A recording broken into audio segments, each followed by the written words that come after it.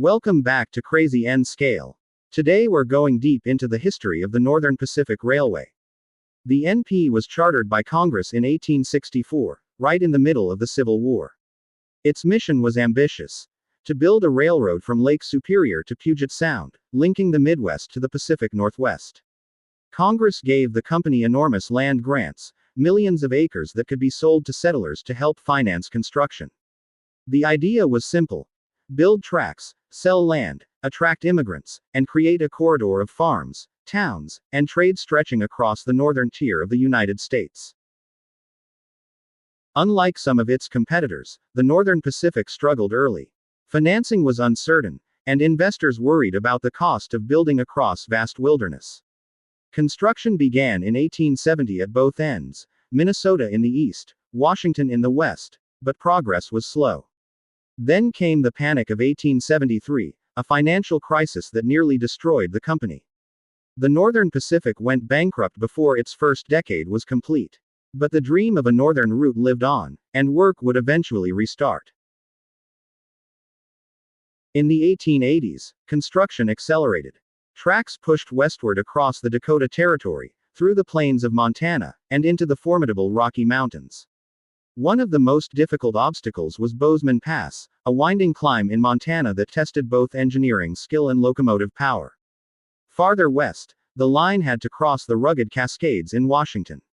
Each mile of progress meant blasting rock, building trestles, and carving through wilderness few settlers had yet seen. September 8, 1883, after years of financial struggles and grueling construction, the Northern Pacific finally drove its Golden Spike at Gold Creek, Montana. The ceremony marked the completion of America's second Northern Transcontinental Railroad. Attending the event was former U.S. President Ulysses S. Grant, who declared the NP a triumph of vision and hard work. At last, passengers and freight could travel directly from the Great Lakes to the Pacific, though the line would continue to battle bankruptcy, debt, and competition for years. Every great railroad needed a flagship train, and for the Northern Pacific, it was the North Coast Limited. Introduced in 1900, this luxury passenger service connected Chicago to Seattle and Portland. By the 1950s, it featured sleek green and stainless steel streamliner cars, dome coaches, and elegant dining service.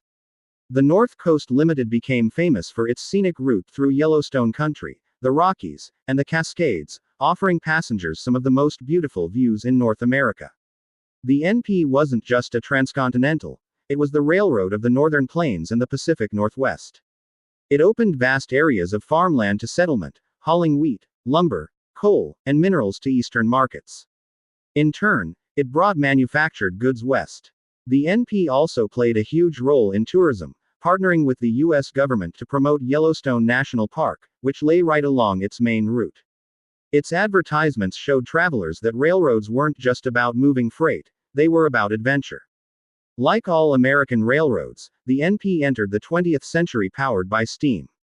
Massive 2.884 Yellowstone articulated locomotives were built to tackle mountain grades, among the largest steam engines ever produced. But by the 1950s, the NP, like its rivals, began switching to diesels. F units, GP7s, and other new locomotives brought efficiency and reliability, though railfans often remember the glory of the NP's steam fleet with fondness. The Northern Pacific also stood out for its paint schemes. Early passenger trains wore dark colors, but the streamlined North Coast Limited adopted the famous two-tone green scheme designed by Raymond Loewy in 1954. It quickly became one of the most recognized looks in American railroading. Freight locomotives carried simple black and yellow designs, later giving way to more modern liveries. For model railroaders today, the NP's colors remain both striking and nostalgic. By the 1960s, the NP was facing the same challenges as many U.S. railroads: rising costs, declining passenger travel, and heavy competition from highways and airlines. In 1970, the Northern Pacific merged with the Great Northern, the Burlington, and the Spokane, Portland and Seattle to form Burlington Northern. The NP name disappeared, but its mainline remained a key part of the new system. Today, much of it is operated by BNSF Railway, still carrying freight across the northern states. The Northern Pacific Railway may be gone in name, but its legacy is everywhere.